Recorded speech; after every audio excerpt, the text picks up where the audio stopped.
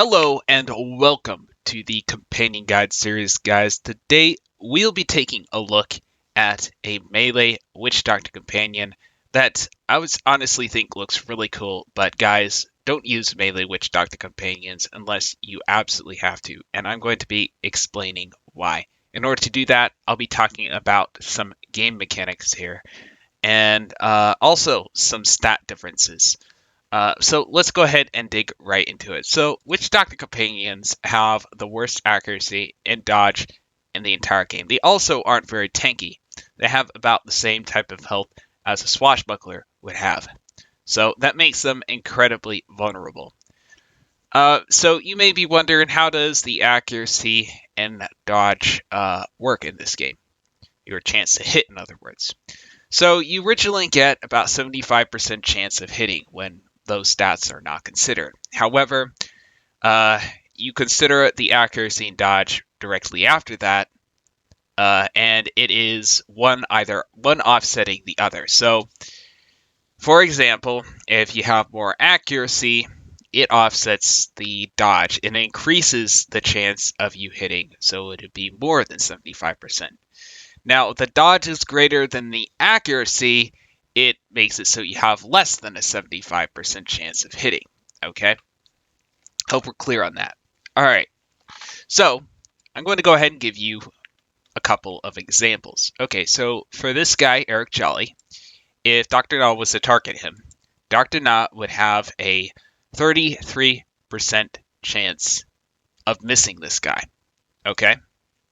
Now, versus, say, an Exeter, who has a little less dodge, it would be about a 26% chance of him missing.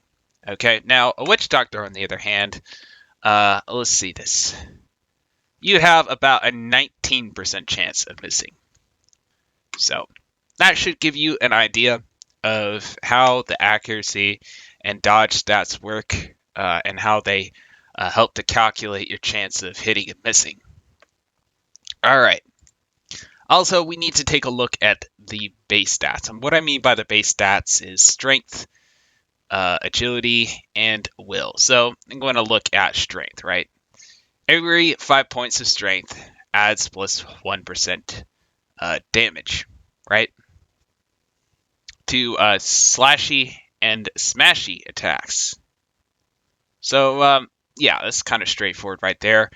Also, the ratio of the attacker's strength, if it is a strength-based attack, to the target strength helps determine the crit chance. Okay. Now, Witch Doctors don't have a huge amount of agility or strength. They have a lot of will. So it means that they are kind of vulnerable to Musketeer and Buccaneer attacks.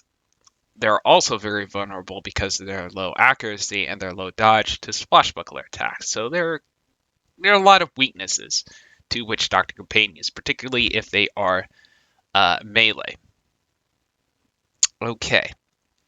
So I hope that makes a little bit of sense. Now, what type of targets would you want to attack with this companion? Now, your primary target would be other Witch Doctor companions, okay? Because you still have, a lot more chance of chaining with this guy than you do with a lot of other Witch Doctor companions, okay?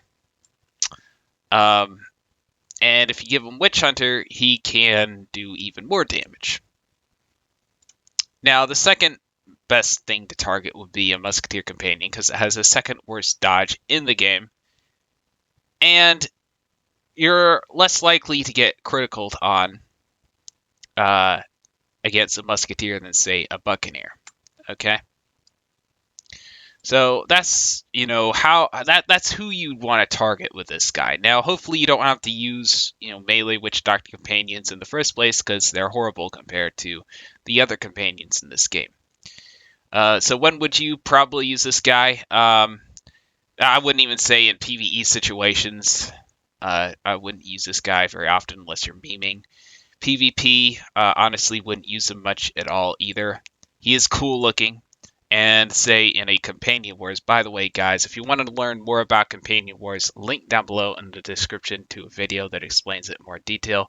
But essentially what it is it's where the pirates, they take off their weapon and pet, they sit in the corner, they don't use any of their powers, and they let companions duke it out, and they ban companions each round. So eventually the worse and worse companions get used. And this is essentially why I'm making this guide here, guys, so you can have the best setup for Dr. Na. Alright, now all this hopefully makes a little more sense. Let's go ahead and talk about some of the features this guy has. Okay, so he has Evil Eye. I'm not likely to use this, but say if you line up 3 companions that have some type of mojo-based ability that's really powerful, you could, of course, reduce their mojo. Not likely to get that type of pattern or to face a team like that, but hey, it's there. Now, Jobu's Embrace can potentially get all this guy's health back and attack a nice 3x3 square of enemies. Alright, he does have 4.5 movement, and he does have point blank attack range. So those are the features of Dr. Na. Now, he does automatically come with second chance, and I guess we'll go ahead and get into the potential epic setups you want to put on this guy. Now, here's the one I find to be the most effective if you don't constantly reset your companions. So go with Second Chance rank 2, Relentless rank 2, Witchhunter rank 1, and Bladestorm rank 1. Okay. Now, I did some tests on Second Chance, and Second Chance does not count towards a second chance. It counts towards basic attacks, melee attacks, stuff like that, epics, and that's it. Except that does not count towards Second Chance itself. Okay. So hopefully that makes sense. So you don't have very many opportunities to use 2 second chances. So that's why I've only given him 1. Now what you could do is you could go with Second Chance rank 3 and get this guy 15 more accuracy, giving him a higher chance to hit. But that would also take away a lot from this companion as well. So I don't do that myself. Alright, so then you want Relentless rank 2 so you can get 3 extra hits for a pretty decent amount of damage. And then, of course, Witchhunter, so that if you're right next to Witch Doctor Companion, which is when you'd want to use Dr. Na more than likely, you will get a huge amount of damage, because Witchhunter is actually based off of mojo. It's not based off of weapon power, so the fact that this guy is a Witch Doctor means that he'll do even more damage on his Witchhunter. And then, of course, the last one, the Bladestorm. So if he kills or he criticals, he, of course, gets another attack, which could feed into more chains. So that is a setup I would recommend. Okay, now, if you know you're not going to be facing a Witch Doctor, you may trade out this Witchhunter for another Bladestorm, so you can get a nice 4 more chains off that. So that is the Dr. Na epic setup, guys. Hopefully that made sense to you. Let's go ahead and go into the talents now. So talents, we have 3 that you want to keep the same no matter what you're going for.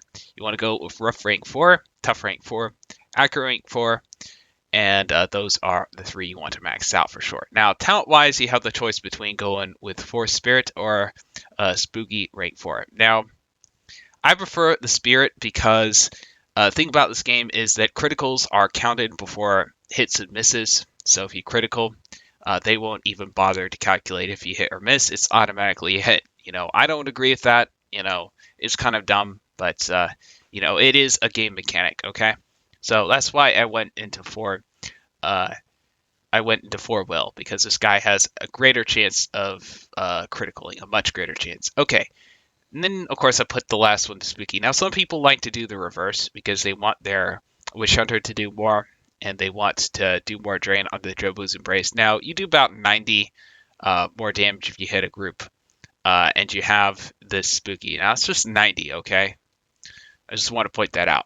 Okay, that's much less than you get off of chains. So that's my logic behind why I went into Spirited rank 4 instead of Spooky rank 4. That's pretty much it, guys. That is Dr. Na in a nutshell. And once again, guys, it's been your friend and pal, TheFearsomeRubberDucky, with yet another Pirate101 video. Quack-a-doodle-doo, and peace out for now. Like what you see and want to help support it? well, do consider joining the Quack Club. Just head over to TheFearsomeRubberDucky on YouTube, hit that join button, and it will give a brief explanation as far as all the perks goes. Thank you guys so much for everything. Your like, your view, your comment. It is all very much appreciated. Thank you very much, and I will see you guys in the next video. Peace.